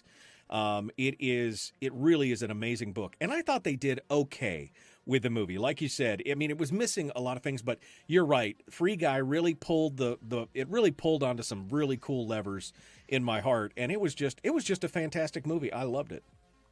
So it is great. And if you love him as an actor and as a director, you need to, and I think you've seen it, you need to see the movie Jojo Rabbit. I haven't seen it yet. I keep hearing about it. I keep watching it. So all right. I'll put it on my list. We'll watch it. All right, Willie. Well, we'll look forward to Doctor Strange and the Multiverse of Madness next week. I can't wait to see what that brings to the table. Yeah, well, and I'm excited too because there was an announcement that the first trailer for Avatar 2 will run with that movie. Oh, okay. All right. Yeah, and I'm seeing it in 3D, so I'm kind of curious to see the trailer too. Oh, well, maybe I should watch the first Avatar. Maybe I should do that just to get a feel for what it's about, because I haven't watched that either. You know what? It's not worth it. It's not worth it? Oh. No, Avatar may be the most popular movie in the history of movies. It made more money than any other movie. Gone with the Wind made more if you adjust for inflation. But it is a movie that everybody went for the technical spectacle. Is Avatar playing on TV all the time like Star Wars? No. Oh, okay. I mean, seriously, who says Avatar is their favorite movie of all time? It doesn't play like Star Wars. It doesn't play like Raiders of the Lost Ark. It doesn't play like even The Hunger Games or Harry Potter. I can see. I understand that now. Okay, good. Well, I didn't miss anything. I keep feeling like I missed out. I guess I didn't miss anything. All right. Well, you'll have to give us the report next week. Willie Waffle, wafflemovies.com. Thank you, my friend. I appreciate it. You got it. Talk to you next week. Folks, out of time. We'll see you on Monday. Have a great weekend.